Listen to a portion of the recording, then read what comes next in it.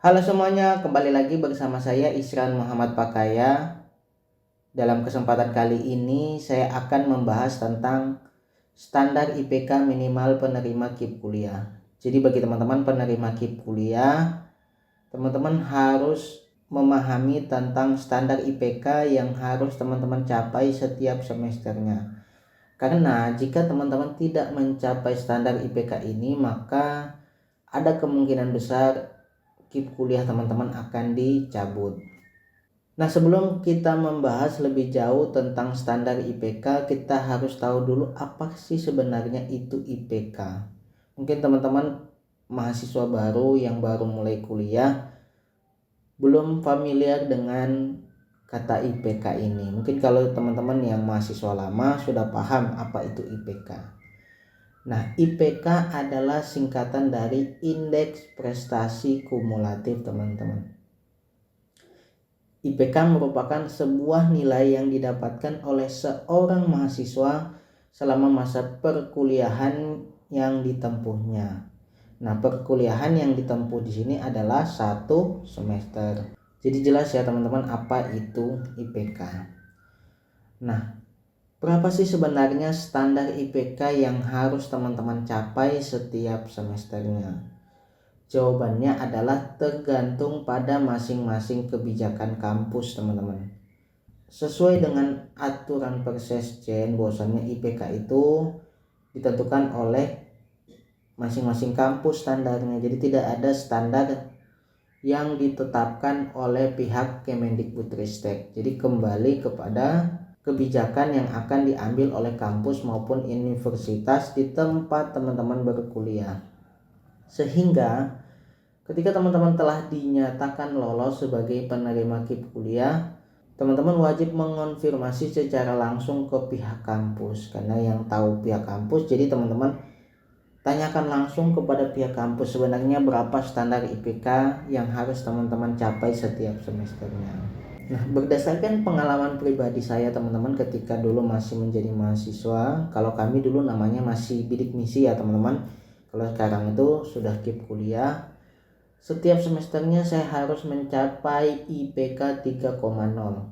Jadi mau tidak mau, suka tidak suka, IPK ini harus saya dapatkan setiap semesternya. Karena kalau tidak, ada kemungkinan KIP kuliah atau bidik misi saya saat itu akan dicabut.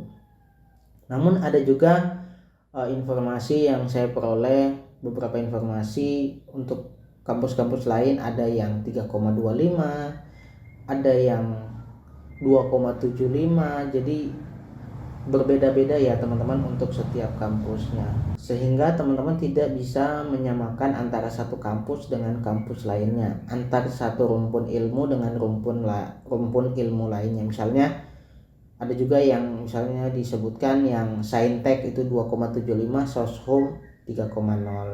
Jadi tergantung pada kebijakan kampus masing-masing. Ada kampus yang secara langsung menuliskan atau menyatakan standar IPK-nya di kontrak belajar misalnya. Jadi kalau teman-teman masuk kuliah kan pertama kali itu ada 1 lembar kontrak belajar yang harus teman-teman tanda tangani. Di situ kan ada ketentuan-ketentuan yang harus teman-teman taati dan pahami, kemudian harus teman-teman hindari. Misalnya ini IPK minimal setiap semesternya 3,0.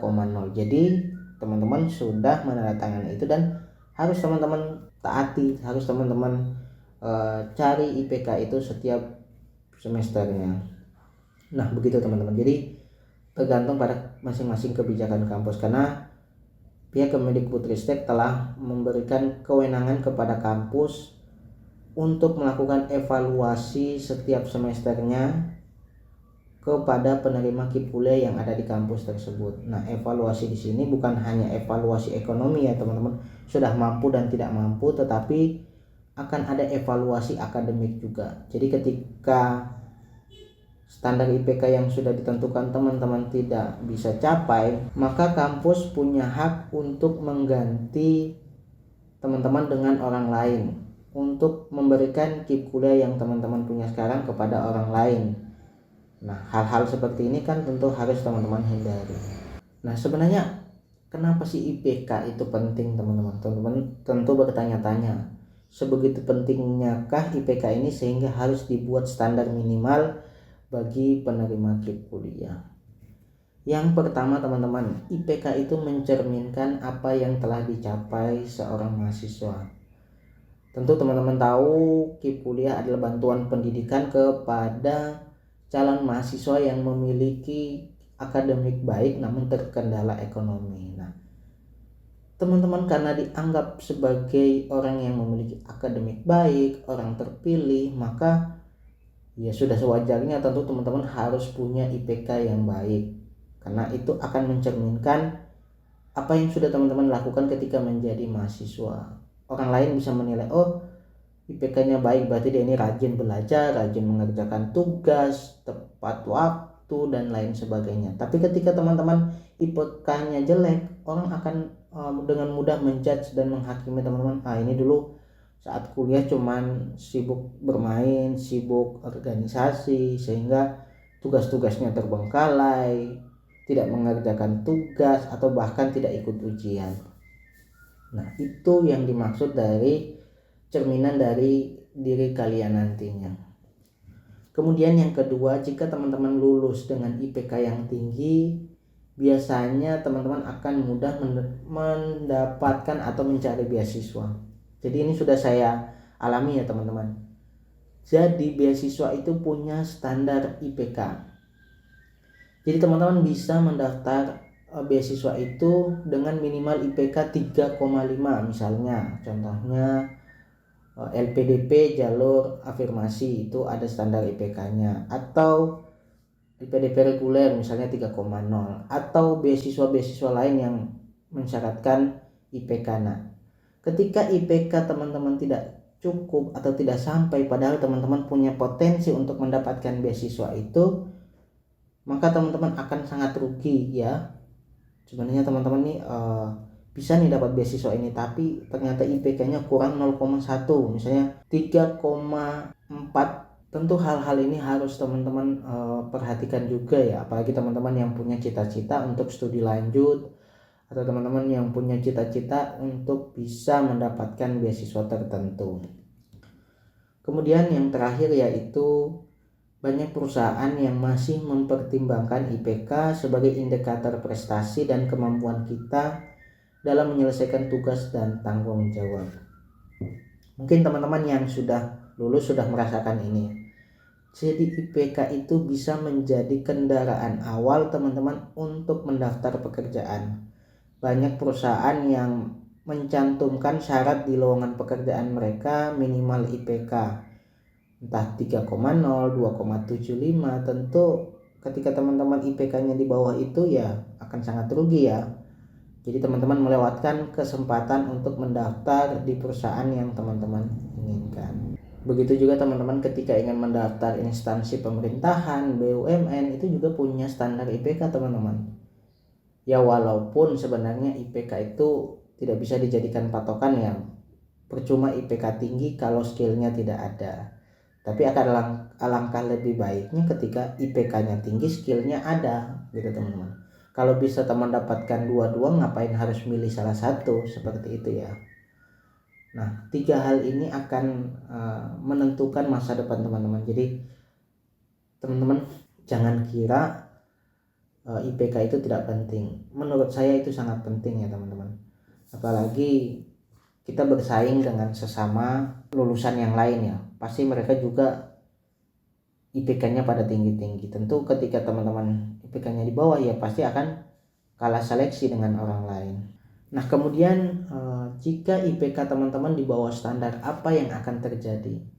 Yang pertama, teman-teman akan mendapatkan peringatan dari pihak kampus. Jadi pihak kampus akan memberi surat peringatan ketika IPK kalian di bawah standar. Misalnya di semester ini IPK kalian itu 2,90, standarnya 3,0. Maka pihak kampus akan memberikan surat peringatan pertama bahwasanya teman-teman harus meningkatkan IPK di semester berikutnya. Kemudian setelah di semester berikutnya ternyata IPK teman-teman tetap di bawah standar, maka kampus punya hak untuk mencabut KIP kuliah teman-teman. Tapi jika sudah naik lagi, maka ya tidak akan ada sanksi yang diberikan oleh pihak kampus dan KIP kuliah teman-teman akan tetap berjalan. Nah, jika KIP kuliah teman-teman sudah dicabut, konsekuensinya apa teman-teman? Yaitu teman-teman harus membayar UKT secara mandiri. Walaupun teman-teman tidak perlu mengembalikan beasiswa yang sudah teman-teman terima selama ini. Jadi teman-teman hanya akan menjadi alih status dari yang sebelumnya mahasiswa penerima beasiswa KIP kuliah akan menjadi mahasiswa reguler atau membayar biaya kuliah secara mandiri. Tentu ini menjadi kerugian besar untuk teman-teman ya. Sebenarnya teman-teman jika aktif kuliah, rajin mengerjakan tugas, yakin dan percaya IPK itu akan teman-teman dapatkan. Walaupun sebenarnya ada yang bilang dosennya killer lah, dosennya susah lah dan lain sebagainya. Sebenarnya kan jika kalian mengerjakan tugasnya, hadir tepat waktu, tidak pernah alpa dan bolos, tentu dosen itu ya tidak mungkin kan akan memberikan nilai yang rendah. Ya serendah-rendahnya ya mungkin B, walaupun teman-teman tidak akan bisa mendapatkan nilai A. Nah, mungkin sekian teman-teman penjelasan kali ini. Terima kasih sudah menonton. Jangan lupa like, komen, dan subscribe serta share video ini jika menurut teman-teman bermanfaat. Terima kasih.